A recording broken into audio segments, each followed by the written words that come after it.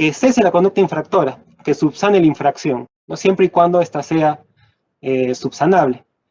Por ejemplo, lamentablemente, en los accidentes de trabajo mortales, por ejemplo, esa infracción evidentemente es insubsanable, ¿verdad? Porque no se puede retrotraer el tiempo al momento de que iba a ocurrir el accidente para poder evitarlo. Entonces, eso es la insubsanabilidad de la infracción.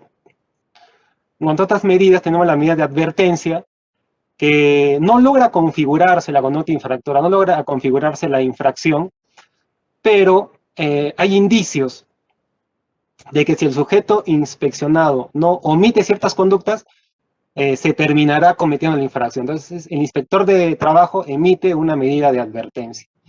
Y bueno, en el caso de las medidas inspectivas de paralización, eh, en el caso de las obras, es justamente cuando se está poniendo en riesgo la vida de las personas que están justamente dentro de la obra, o también puede ser, ¿no?, alrededor de la misma.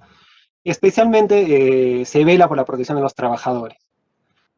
Es una vez concluido todo este procedimiento inspectivo, las actuaciones inspectivas, con las medidas inspectivas, el inspector comisionado o emite un informe de actuaciones inspectivas o emite el acta de infracción. Es evidente, ¿no? En el informe de inspección no se han encontrado conductas infractoras, ni se va a sancionar al empleador, a diferencia del acta de infracción, que el empleador no ha subsanado la infracción o, como comenté anteriormente, ya es de carácter insubsanable. En cuanto a los plazos, justamente en el tema de seguridad y salud en el trabajo, el plazo es de 30 días y son improrrogables, a diferencia de relaciones laborales. En relaciones laborales, por ejemplo, cuando son pagos de beneficios, entre otros, el plazo puede ser prorrogable a 30 días más. En seguridad y salud en el trabajo no es así, ¿no? El inspector tiene que acabar las actuaciones inspectivas a los 30 días de iniciadas estas. Y en el caso de accidentes de trabajo, tiene que hacerlo en el plazo de 10 días, prorrogables a 10 días más.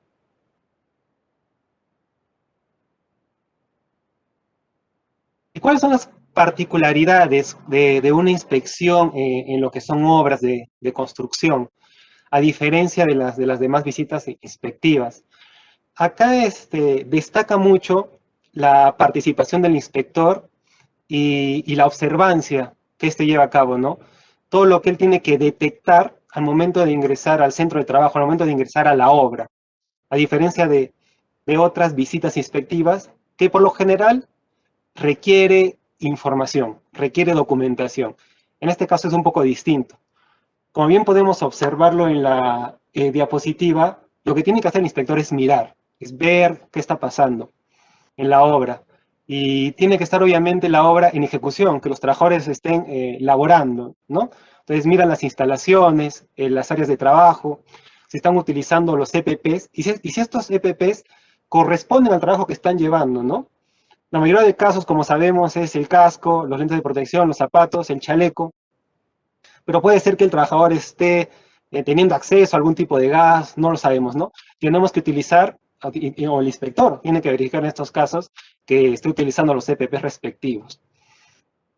Igualmente, tiene que revisar los puestos de trabajo de cada trabajador, el riesgo latente que puede presentarse en cada puesto de trabajo. La matriz hiper, el análisis de trabajo seguro, todos estos documentos que son necesarios para determinar si el empleador está cumpliendo con la normativa de seguridad y salud en el trabajo. Asimismo, en caso de determinar que hay riesgo grave en la obra por algún acontecimiento, por algún suceso que ha sucedido, alguna omisión, obviamente tiene que requerir la paralización de la obra. Justamente como les comentaba, por el tema de proteger la salud de los trabajadores y de las personas que puedan estar en el interior de la obra.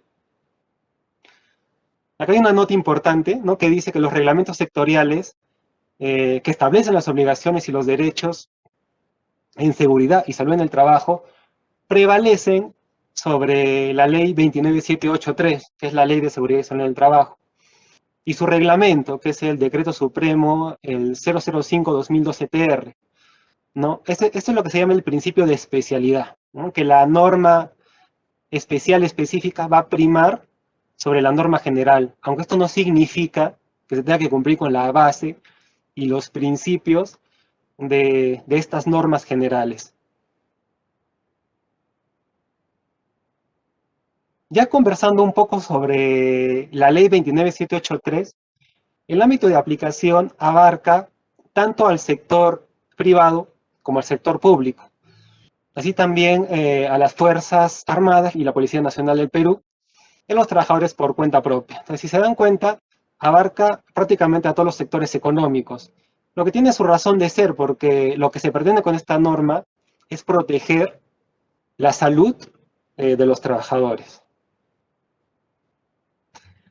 En cuanto al objeto, el objeto es de carácter importante y es como el pilar o la base de esta normativa de seguridad y salud en el trabajo. Estamos hablando de la prevención. No, lo que quiere esta norma es justamente que no se produzcan accidentes de trabajo y ni que se produzcan enfermedades profesionales. Entonces, para eso, pone como su pilar a la prevención. ¿No? O sea, tenemos que minimizar los riesgos y evitar que la salud y la vida de los trabajadores estén en peligro. ¿No? El empleador, por su parte, tiene este gran deber de la prevención. Los trabajadores, así como las organizaciones sindicales, tienen que velar por el cumplimiento de esta normativa, tanto sectorial como general. Y el Estado, siempre con su posición de fiscalizador y controlador del cumplimiento de estas normas.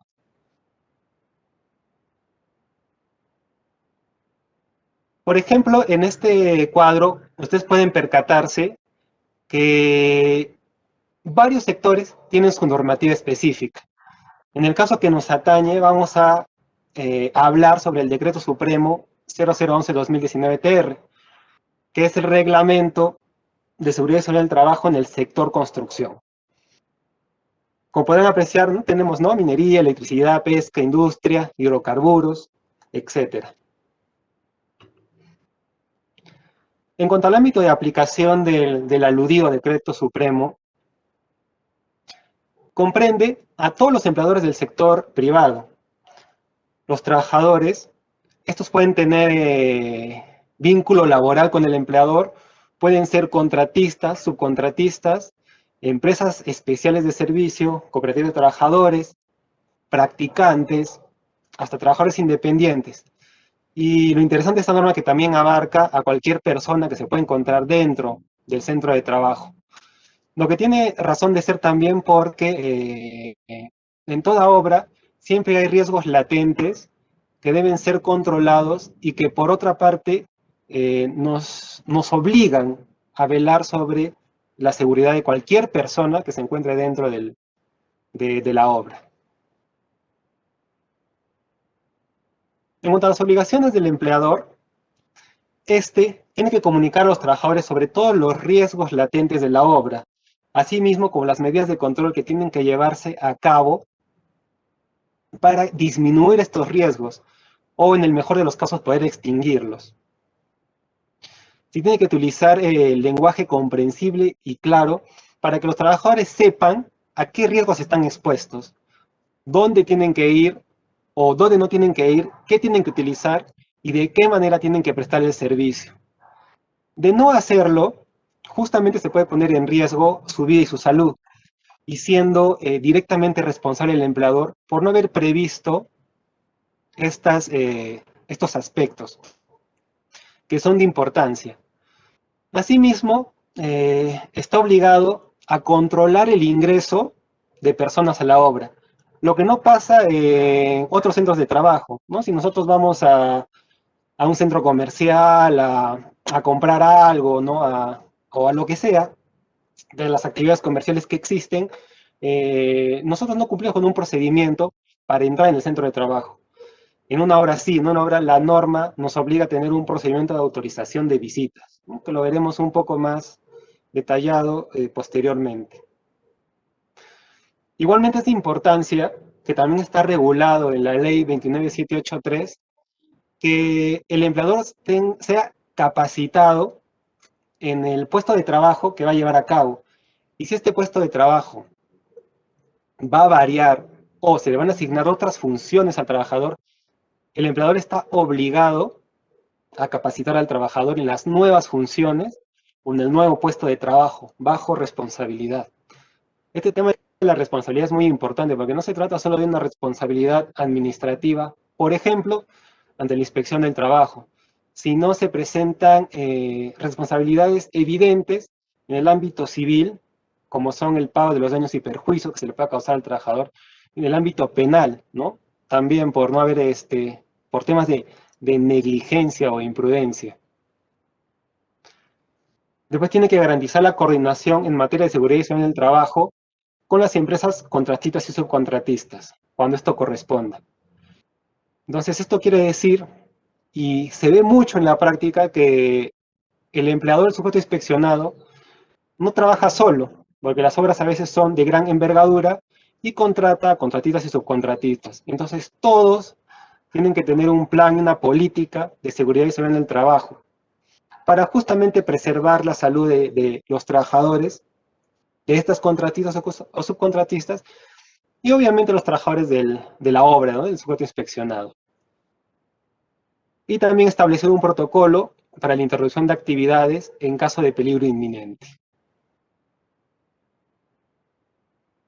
En cuanto a la investigación de accidentes de trabajo y enfermedades profesionales, es una obligación del empleador investigar todo accidente de trabajo, toda enfermedad profesional que se produzca en un trabajador.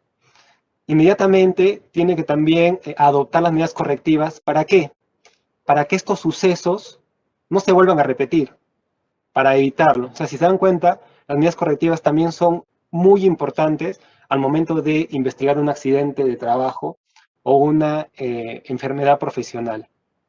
Y cuando hablamos de accidentes mortales o incapacitantes, se debe conformar, conforme al decreto supremo que estamos analizando, una comisión investigadora, la cual tiene que estar conformada de la siguiente manera.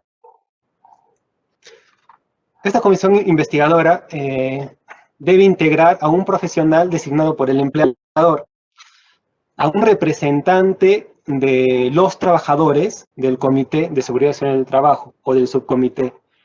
Igualmente tienen que estar en dicha comisión tanto el jefe inmediato del trabajador afectado como el supervisor, ¿no? Que en este caso también se le denomina prevencionista.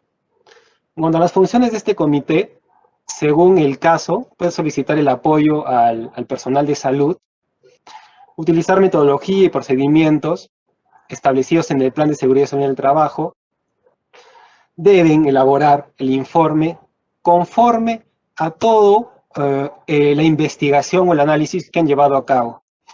Esto es importantísimo. Justamente en el anexo 1 del Decreto Supremo se dan las pautas para investigar un accidente o una enfermedad profesional, ¿no? El cómo pasó, cuándo pasó, cómo ocurrió, qué estaba haciendo el trabajador, por qué se accidentó, si estaba con los equipos de protección personal, por qué estaba en ese lugar, por qué salió de su puesto de trabajo, ¿no? ¿Quién lo distrajo? ¿Había supervisor? ¿No había supervisor? ¿No? ¿Estaba en hora de trabajo? Entonces, todos estos aspectos tienen que ser verificados por esta comisión investigadora para dar una respuesta al por qué ocurrió este evento. Esto es lo que le comentaba, ¿no? Según el anexo 1 es una descripción de todo lo que ha podido pasar y de los documentos también que han podido abarcar tanto la identificación de peligros, las responsabilidades, el tema de las investigaciones en sí, in situ, en el lugar, todo lo que se pueda investigar sobre el accidente. Como lo comentamos anteriormente, el empleador a cargo de una obra de construcción tiene que tener un procedimiento de autorización de visitas, que es el PAV, ¿no? Este documento permite guiar a la persona que está ingresando a la obra de manera segura, ¿no? Con los equipos de protección personal adecuados y para que se cumpla con la normativa de seguridad y salud en el trabajo. Tiene que estar a cargo de una persona de la empresa, ¿no? Algún trabajador de confianza, por lo general del empleador. Se encargará de identificar al visitante, de su registro de este visitante, de que se coloque los equipos de protección personal adecuados y de acompañarlo en todo el transcurso en el centro de trabajo, en la obra, y asimismo entregarle la cartilla de seguridad en el trabajo, ¿no? Esta cartilla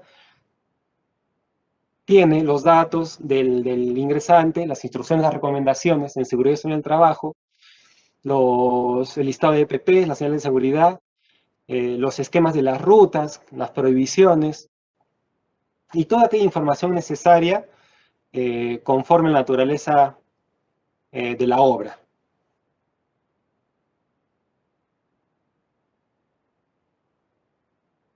En cuanto a los derechos de los trabajadores, todo trabajador que labore en una obra tiene el derecho a participar activamente en la definición y mantenimiento de las condiciones seguras de trabajo y procedimientos de trabajo seguro que se van a adoptar en la obra. También tiene el derecho de recibir información clara, precisa, suficiente sobre todos los peligros y riesgos que se puedan presentar en la obra. Asimismo, de las medidas de control que se tienen que llevar a cabo en el caso que acontezcan estos incidentes. También puede acceder a los resultados de sus exámenes médicos ocupacionales contenidos en su historia clínica y que su información igualmente se encuentre resguardada por el tema del carácter confidencial que tiene esta, ¿no? En este caso también es importante indicar de que ni el empleador puede tener acceso a la información de salud de los trabajadores, ¿no? Este es el tema está regulado por la Ley General de Salud, que es toda la información médica es exclusivamente confidencial y únicamente puede ser puesta a la vista de terceras personas con consentimiento del trabajador o por autorización, ¿no? Ya sea judicial o la autoridad administrativa. Debes conocer también los mecanismos de comunicación con el personal encargado de la vigilancia de la salud y acceder a los resultados de los informes de la investigación de los accidentes o las enfermedades profesionales. Si se dan cuenta, todo está relacionado a la salud del trabajador, ¿no? Por un parte, el acceso a su historia clínica de cómo se lleva su salud en el desarrollo de las actividades y asimismo cómo preservar la misma, que el empleador está obligado a informarle sobre todos aquellos aspectos de riesgo, peligro y de control a los que él tiene que estar atento, ¿no? Justamente para cuidar su salud. En cuanto a las obligaciones de los trabajadores, esto es evidente, ¿no? El trabajador tiene que cumplir con todos los reglamentos y procedimientos del centro de trabajo y del empleador, justamente para cuidarse a sí mismo y cuidar a sus compañeros de trabajo. Igualmente tienen que reportar todos aquellos incidentes que pueda percibir, que también igualmente puedan generar algún riesgo, que puedan poner en peligro a la obra o a las personas que están dentro de ella. Tienen que participar y colaborar en la investigación de los incidentes que ha podido ver, de lo que ha podido percibir también al momento de que han acontecido estos. O sea, tienen que colaborar de una forma activa en las investigaciones. Asimismo, tiene que participar en todo lo que es la información, capacitación, inducciones que se le tiene que dar en el centro de trabajo por parte del empleador, justamente para que pueda llevar a cabo sus funciones de una manera acorde y adecuada. No puede cometer actos inseguros que puedan poner en peligro su vida o la de los demás, ni manipular o modificar herramientas, maquinarias, equipos, sin estar capacitado o de manera injustificada. Asimismo, no puede ingresar al centro de trabajo con influencia del alcohol, drogas, bajo las influencias del alcohol, de las drogas, ¿no? Acá pone ilegales, pero también drogas legales. O sea, hay que tener mucho cuidado de que, por ejemplo, un trabajador se encuentre medicado, ¿no? Tiene que tomar alguna medicación que en sí pueda alterar sus sentidos. Obviamente, en este caso tampoco podría ingresar a la obra, ¿no? En otras palabras, tiene que ingresar con todos sus sentidos para poder, pues, prestar sus servicios de forma adecuada. Obviamente, todos estos incumplimientos pueden ser sancionados por el empleador, sobre todo por el tema de las faltas graves o también faltas disciplinarias, que también el trabajador debe tener en cuenta. O sea, no solo va a poner en riesgo su vida o a los trabajadores, sino también va a poner en riesgo justamente su vínculo laboral. Acá pasando a otro tema, vamos a hablar un poco sobre el sistema de gestión de seguridad y seguridad en el trabajo. Este sistema debe estar integrado al sistema propio de la empresa, al sistema de gestión comercial de la empresa. Entonces, a través de este sistema, o podríamos decirlo así, es la base del cumplimiento de la normativa de seguridad y seguridad en el trabajo. En este sistema, el empleador tiene que implantar el plan de seguridad y seguridad en el trabajo, la política de seguridad y seguridad en el trabajo, la elaboración de la matriz HIPER, la elaboración del mapa de riesgos, ¿no? Los registros de capacitación, de inducción, de estadísticas, de auditorías internas, los registros de accidentes de trabajo y enfermedades profesionales, eh, la implementación del Comité de Seguridad y Salud en el Trabajo. En otras palabras, el sistema tiene que abarcar todo aquello que establece y regula la Ley de Seguridad y Salud en el Trabajo. Esto no quiere decir que el sistema de gestión sea un libro o un folleto en el cual el empleador indica todos estos aspectos que le comento, sino el sistema justamente es el funcionamiento de la empresa, por eso les hablaba de la integración de los sistemas, el funcionamiento de la empresa en cumplimiento de la normativa de seguridad y salud en el trabajo. Entonces, cuando pasa algún inconveniente con este sistema, ejemplo, que no tiene el sujeto inspeccionado el reglamento interno de seguridad y salud en el trabajo, o no ha conformado un comité de seguridad y salud en el trabajo, o no ha implantado el plan de seguridad y salud en el trabajo, pues este sistema no es adecuado. Pues para que un sistema sea adecuado y se encuentre debidamente implantado, tiene que cumplir con todos estos aspectos conforme al tipo de empresa y también conforme al sector, como lo estamos viendo.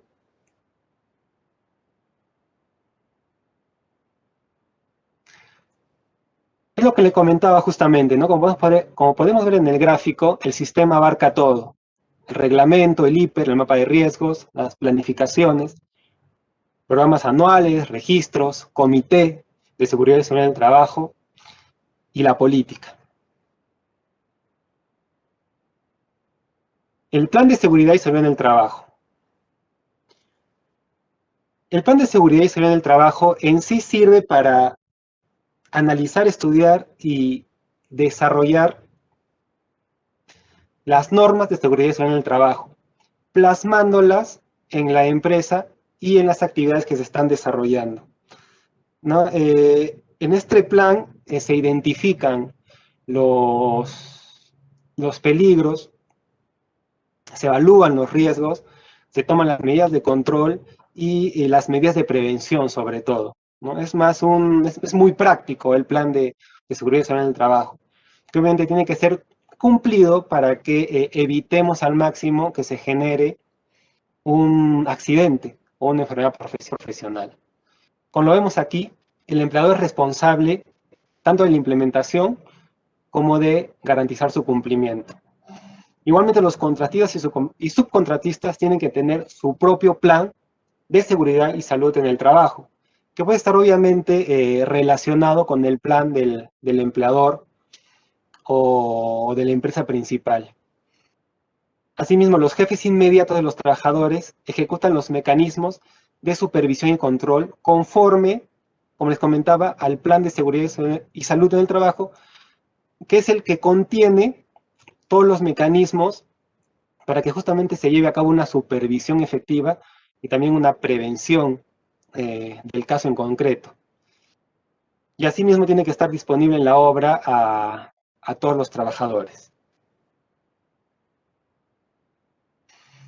En cuanto a la política del sistema de gestión de seguridad social en el trabajo, esta no es tan práctica como el plan. La política es más teórica, abarca más los temas de objetivos, de las finalidades, de los compromisos que se tienen que llevar a cabo en el sistema de gestión de seguridad y salud en el trabajo.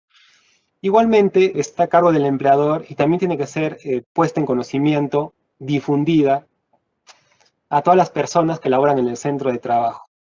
Se actualiza también periódicamente y es más, como lo indica acá, concisa, más concisa que el plan de seguridad y salud en el trabajo.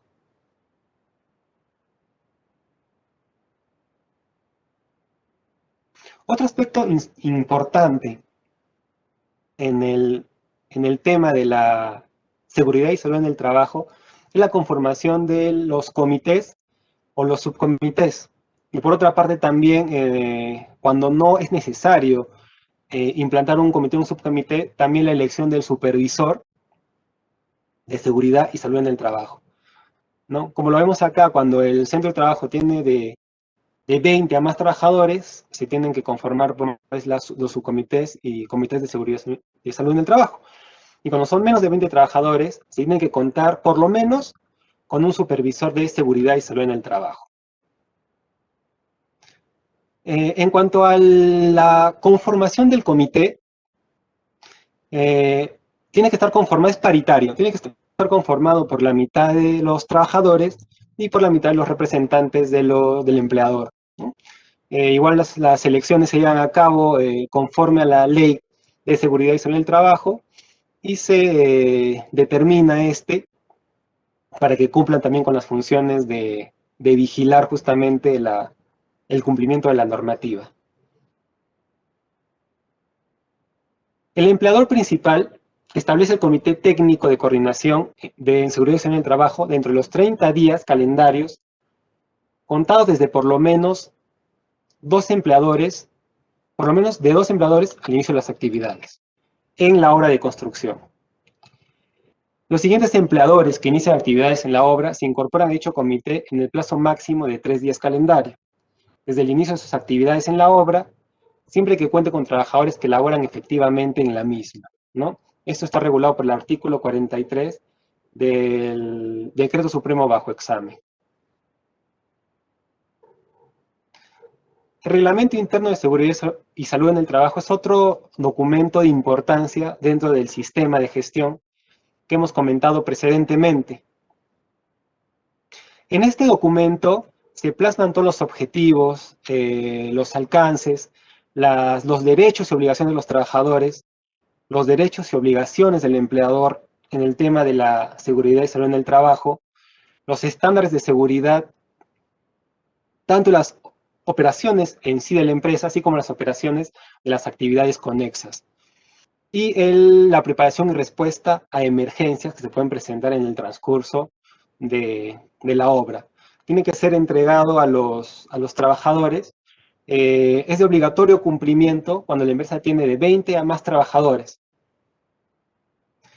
¿no? Y se tiene que extender también dicho reglamento a los trabajadores que laboran en régimen de intermediación o tercerización. Es decir, estos trabajadores tienen que tomar conocimiento de este reglamento, aún no sean trabajadores de la empresa, si se dan cuenta, ¿no? Porque los trabajadores de intermediación y tercerización no pertenecen en sí a la empresa que puede estar llevando la obra. Estas personas prestan servicios alternos o paralelos a la obra en sí, pero igual tienen que estar dentro de los planes, ¿no? Y los mismos también presentan su plan, igualmente tienen que tener conocimiento del reglamento interno.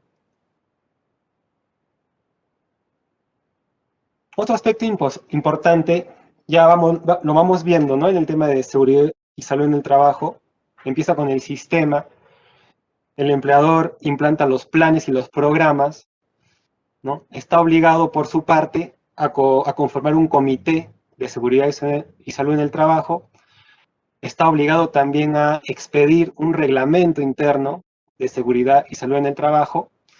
Y ahora, como lo estamos viendo, también está obligado a llevar a cabo, no, a implantar también registros de seguridad y salud en el trabajo. ¿Cuáles son los que está obligado? Por ejemplo, una empresa de construcción, que por lo general siempre va a ser de alto riesgo. No se va a presentar empresas pequeñas o micro que por lo general llevan a cabo obras de envergadura. Estos registros obligados son el de accidentes de trabajo y enfermedades ocupacionales, más incidentes peligrosos, exámenes médico-ocupacionales, de inspecciones internas de seguridad y salud en el trabajo, estadísticas, los monitoreos de los agentes de riesgo, los factores de riesgo que son los físicos, químicos, biológicos, psicológicos y los disergonómicos.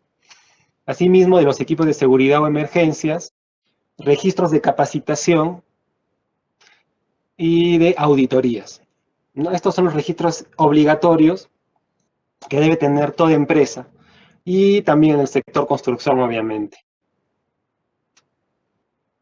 También es importante saber que los registros de enfermedades ocupacionales pueden ser almacenados hasta un lapso de 20 años.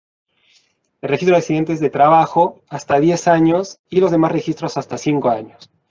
¿Qué significa esto? Por ejemplo, en una inspección de trabajo, cuando el inspector de trabajo solicita al empleador la presentación de los registros del año 2015, por ejemplo, los registros de estadística, ¿no? El empleador tendría la facultad de indicarle de que no está obligado a su presentación, debido a que solo puede guardarlos por 5 años, ¿no? Este es el caso, es un ejemplo que les doy. A diferencia del registro de exámenes ocupacionales. ¿Y por qué la norma le da estos 20 años? Porque las enfermedades ocupacionales demoran en aparecer, ¿no? Entonces, un empleador o un trabajador, por ejemplo, que tiene una fibrosis pulmonar o leucemia, este tipo de enfermedades que aparecen incluso después de haber culminado el vínculo laboral, puede recurrir justamente a los órganos competentes para demandar justamente esta enfermedad ocupacional que le ha generado el empleador, podría decirse así, que tiene que probarlo, ¿no? En un procedimiento, ¿no? Y se le puede solicitar justamente al empleador que presente los registros de las enfermedades ocupacionales o de los accidentes de trabajo, ¿no? Entonces eso le va a ayudar a esclarecer los hechos en su procedimiento. El mapa de riesgos. El mapa de riesgos es la representación gráfica de la matriz HIPER. Como sabemos, la matriz HIPER es un documento que tiene que, en primer lugar, como su nombre lo indica, identificar los peligros a los que está expuesto el trabajador en su puesto de trabajo. Acto seguido, tiene que evaluar el riesgo, ¿no? Si es un riesgo alto, es un riesgo medio o es un riesgo bajo. Y para finalizar, se determina la medida de control. Esa es la matriz HIPER. Entonces, el mapa de riesgos justamente es la representación gráfica de esta matriz HIPER, como lo podemos ver acá en el cuadro. Y justamente este mapa de riesgos genera lo que son las señalíticas que ya todos habremos visto en los centros de trabajo, ¿no? Que son colocadas en determinados sitios justamente para informar al trabajador y a cualquier persona de los riesgos a los que está expuestos, así como las medidas de protección que tiene que tomar.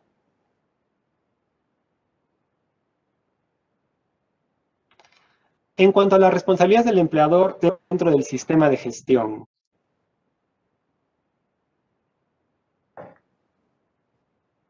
entregar a cada trabajador copia del reglamento, ¿no? Que es algo evidente para que conozca justamente el sistema de seguridad y salud en el trabajo.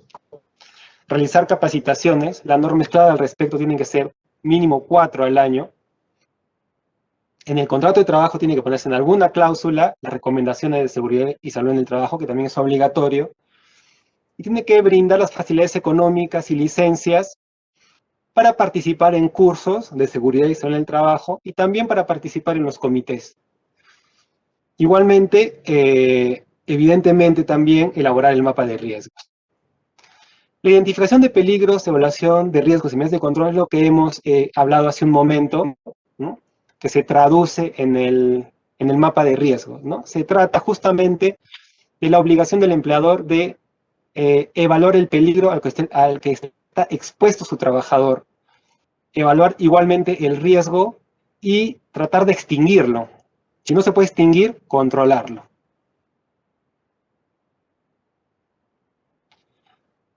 Las inducciones, capacitaciones y entrenamiento también se encuentran plasmados en la norma, ¿no? Como lo comentamos, tiene que ser mínimo 4 capacitaciones al año. ¿Y en qué se tiene que inducir o capacitar al trabajador? Las inducciones obviamente son cuando ingresan a trabajar, ¿no? En la política, equipos de protección personal, matriz hiper, los riesgos a los que estén expuestos, los conceptos básicos de la normativa sobre el reglamento, la organización del sistema. O sea, todo lo que hemos conversado es una buena inducción para un trabajador que recién está empezando a laborar. En este caso, por ejemplo, en la obra. En cuanto a la capacitación, como hemos indicado, al ser varias al año, versan en diversos temas que tienen que estar relacionados, obviamente, en las actividades que está realizando el trabajador, ¿no? Acá lo vemos, ¿no? Trabajos en caliente, trabajos de depuratura externa, electricidad, rotulado, etiquetado, ergonomía, etcétera. Entonces, ahí vemos claramente la diferencia de lo que es la capacitación y la inducción. En cuanto al análisis de trabajo seguro, el ATS y el permiso escrito de trabajo de alto riesgo PETAR son documentos que se encuentran íntimamente relacionados con la matriz hiper, ¿no? Igualmente, en el caso del análisis de trabajo seguro, antes de iniciar la actividad, la persona encargada informa al trabajador todos los riesgos a los que puede estar expuesto al momento de desarrollar sus actividades. Tiene que el trabajador conocer este trabajo seguro para aplicarlo. Y así, al aplicarlo, cuidarse justamente de las labores de riesgo que puede estar llevando a cabo. Y en cuanto al PETAR, igualmente contiene los requerimientos de seguridad y salud en el trabajo para la labor específica a realizar. Igualmente tiene que ser llenado con la asesoría del jefe o el prevencionista de riesgos. Si se dan cuenta, en el tema de la construcción, el tema de las obras, siempre tiene que haber un prevencionista, un supervisor, una persona encargada de ver cómo se está desarrollando la obra y de cuidar a los trabajadores, al equipamiento y a la misma obra en sí. Entonces, estos documentos son importantísimos para evitar justamente trabajar fuera de la norma, ¿no? Para llevar a cabo las actividades en pleno cumplimiento de la normativa. Medidas de prevención y protección. Eso también es importantísimo porque lo que se pretende con la norma, tanto sectorial como general, es eliminar el peligro, o sea, que no haya peligro. Y obviamente, al no haber peligro, tampoco hay un riesgo, y eso significa seguridad en los trabajadores. Pero lamentablemente, en muchas actividades, como en la construcción civil, siempre van a existir riesgos.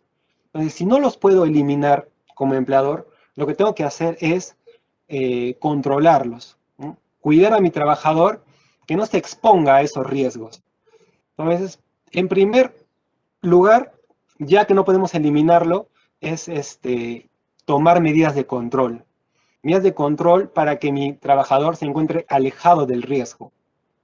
Siendo ya como último medio, utilizar los equipos de protección personal. Entonces, esa es la actuación a raíz del principio de prevención que tiene que llevar a cabo siempre un empleador. Lo último que tiene que hacer, aunque parezca contradictorio, es entregar los equipos de protección personal.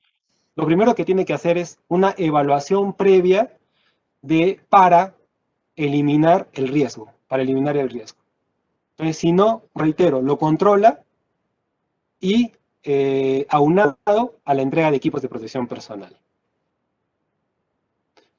En cuanto a las infracciones, también lo comentamos un poco, tenemos las subsanables y las insubsanables, que no, lamentablemente no se pueden subsanar, y el empleador, sujeto inspeccionado, va a ser pasible de una multa administrativa.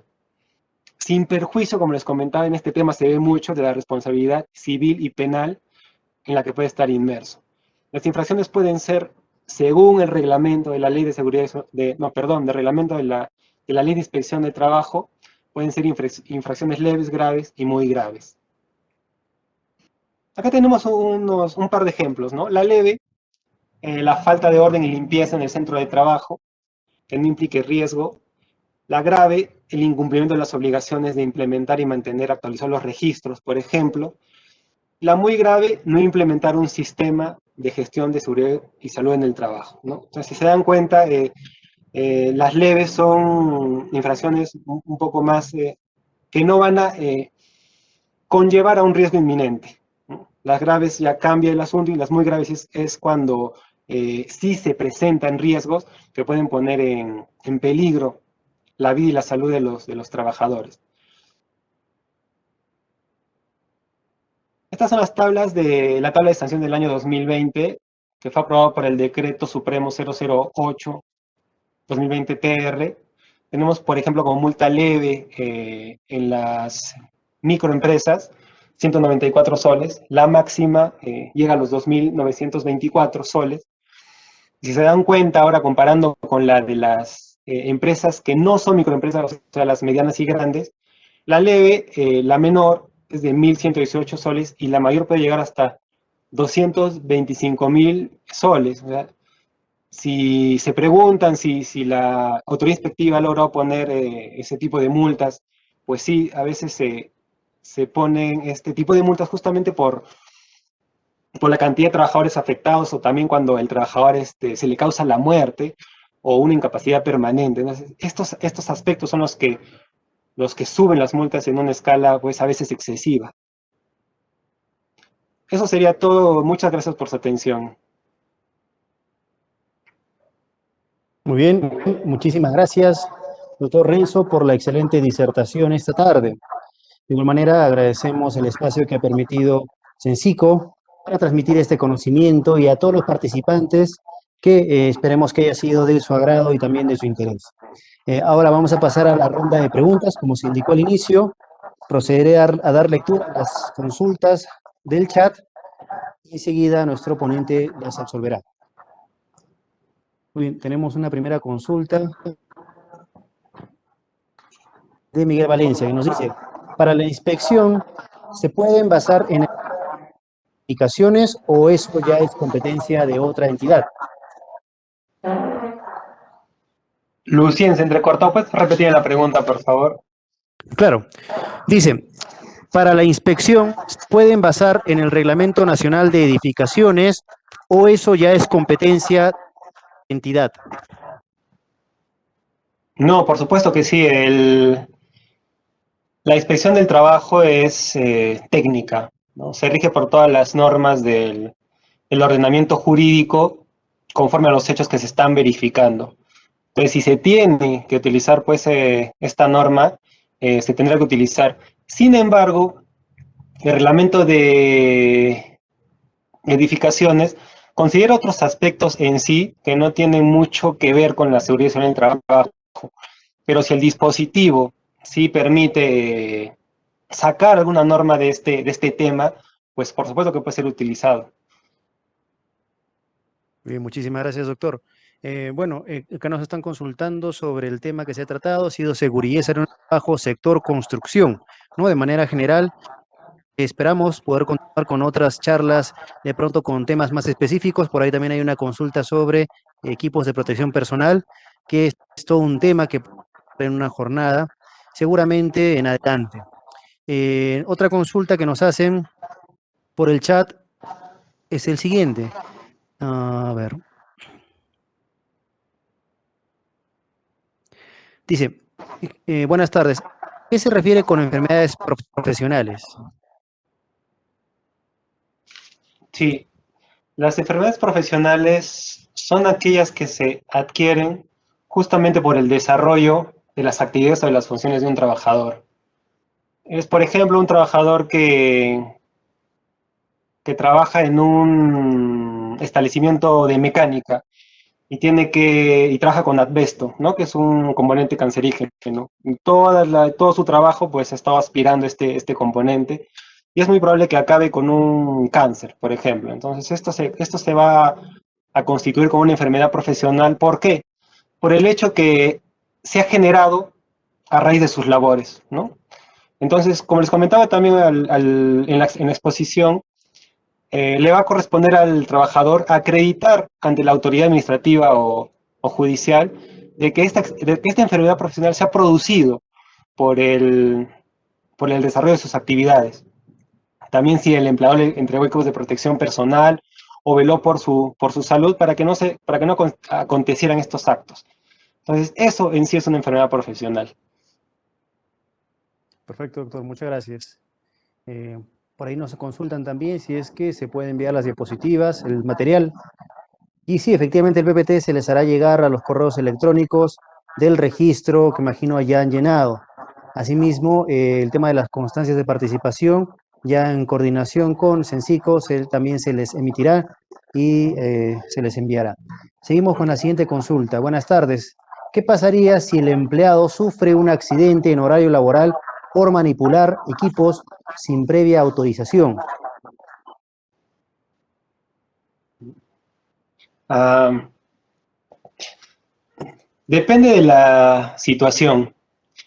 Puede que el trabajador haya manipulado el equipo, pero el empleador le dio acceso al mismo. O sea, es un caso específico. En este caso, por ejemplo, el empleador tiene la responsabilidad del caso, a diferencia que el empleador haya capacitado, le haya entregado la documentación correspondiente al trabajador, indicándole que no puede manipular el equipo. En este caso, considero que no habría responsabilidad del empleador. Entonces, cada caso en concreto tiene que ser analizado desde ese aspecto. O sea, que el empleador, ya sea pasiva o activamente, no haya conllevado a que el trabajador se haya accidentado. Entonces, en la inspección del trabajo, puede ser que el inspector de trabajo determine eso, ¿no? El trabajador ha manipulado un equipo al que no estaba autorizado o no pertenecía a sus funciones, pero fue el empleador que en el transcurso de las actividades pues permitió su uso de alguna manera. Entonces son estos aspectos los que hay que ver bien para determinar si el accidente de trabajo es de responsabilidad del trabajador o es de responsabilidad del empleador. Perfecto, doctor. Muchas gracias. Nos hacen la siguiente consulta. ¿Con qué frecuencia se deben dar las auditorías en el sector construcción? Por lo general, conforme a norma, si es de alto riesgo, son anuales, si no me equivoco. Y cuando no son de alto riesgo, son cada 2 años. Correcto. Muchas gracias, doctor. A ver, nos hacen la consulta. Venga, Josmari Rivera. ¿Qué pasa si un trabajador muere de COVID en sus labores de trabajo? ¿Debe actuar la empresa frente a esta situación o qué responsabilidad asume? Bueno, en sí el COVID es considerado una enfermedad profesional. Y en este caso, el empleador tiene que poner las previsiones del caso para que el trabajador, pues por un lado, entre en su cuarentena y por otro lado, pues se cure de la enfermedad, sobre todo porque es riesgoso para los demás trabajadores que el trabajador pues pierde sus servicios.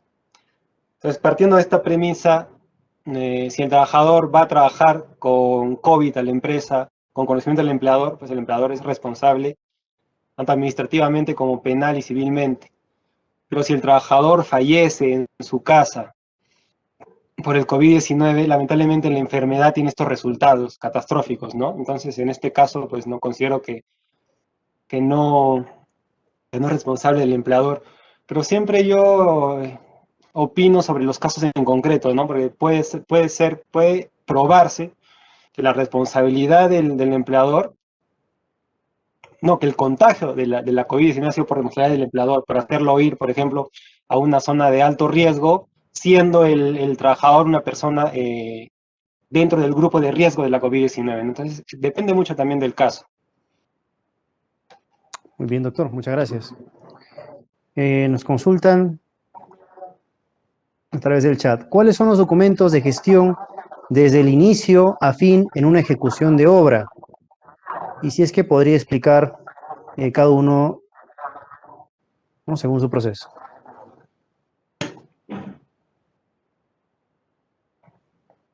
En sí, los documentos de gestión para llevar a cabo una obra, así sinceramente, no sabría decirte cuáles son. Abarcando un poco lo de la exposición, el empleador, y por lo que he podido ver también en el tema de construcción civil, justamente es el análisis de trabajo seguro, el PETAR, la matriz HIPER, ¿no? Todos estos documentos que permiten al trabajador conocer a qué riesgos está expuesto y cómo tiene que llevar a cabo sus actividades. No, espero haberte ayudado con absorbiendo la pregunta, pero sí hay más documentos, pero sí ahora mismo no sabría decirte cuáles son. Perfecto, doctor. Pasamos con la siguiente. Nos dicen, respecto a los derechos del trabajador en el punto de salud y acceder a la información, eso implica, por ejemplo, sobre los resultados de los exámenes médicos, ocupacionales, sea de ingreso o de retiro de una empresa, ¿el trabajador puede solicitar la entrega de una copia de estos? Sí, sí, por supuesto, tiene todo el derecho a solicitar los informes que se han expedido a raíz de sus exámenes médico-ocupacionales, de ingreso, de salida o que se han tomado dentro de la relación laboral. Hay algo importante en este aspecto, por ejemplo, el empleador, a él solo le comunican si el trabajador es apto o no es apto, nada más, ¿no? En cambio, el trabajador sí tiene que saber por qué es apto, por qué no es apto, si tiene algún problema pulmonar, respiratorio, ¿no? Etcétera. Perfecto, doctor. Por ahí hay consultas respecto a las constancias o certificados. Pues el registro es el registro que han llenado para acceder a la plataforma. También vamos a coordinar con Sensico que nos remita una lista de los asistentes que efectivamente han participado de la charla. Bien, ya por el tiempo que estamos llegando al término, vamos con unas últimas 3 consultas. Y dice, a ver.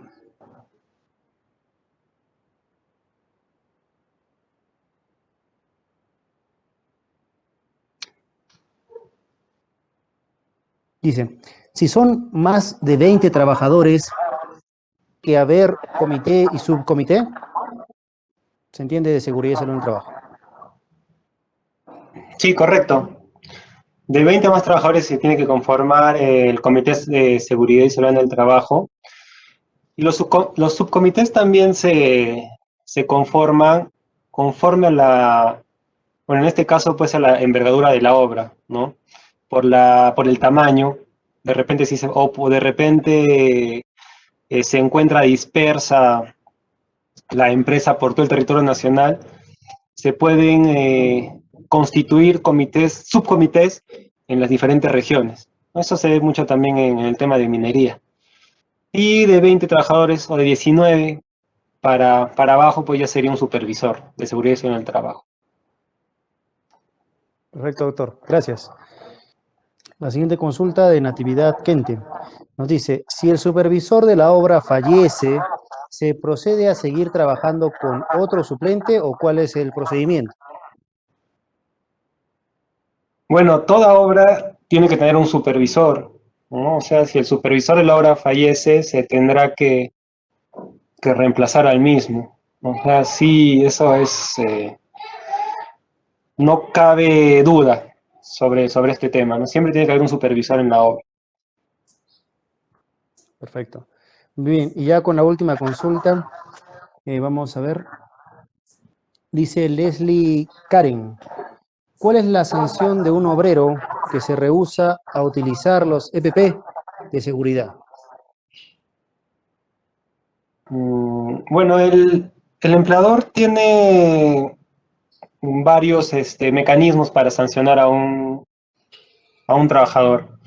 Obviamente no va a poder laborar en la obra, eso es evidente, pero puede amonestarlo verbalmente o por escrito, puede suspenderlo del trabajo o en el peor de los casos ya despedirlo. No sé, sería una falta grave por el tema del riesgo, por el tema de que él mismo se pone en riesgo. Perfecto, doctor. Muy bien. En todo caso, nosotros somos encantados de poder atender todas las consultas, no obstante el tiempo ya nos ha ganado. Y comentarles que diligencia de orientación que se va a llevar a cabo el día, ya es en marzo, el primero, si no me equivoco, es el 1 de marzo, lunes 1 de marzo, a las 4:30. Entonces están todos cordialmente invitados y esperamos que esta charla haya sido de su interés y de su agrado. Sin más, de frente algunas palabras de los organizadores. Lo escuchamos, Boris, Francisco. Así es, a nombre de Francisco nuevamente, muy agradecidos por la participación de Sunafil y de los doctores José Guillén, Renzo Miro Quesada, por esta exposición. Agradecemos porque ha sido muy provechosa y eso se nota a partir de las preguntas que ha habido y parece que han quedado muchas en cartera, pero por el tiempo ya no es posible atenderlas. Es un tema muy importante y de actualidad, ¿no? Por esto del COVID-19. Reitero, a nombre de Celsico, Gerencia Nacional de Arequipa, muchas gracias a Sunafil y a los doctores Guillén y Renzo Quesada. Buenas tardes.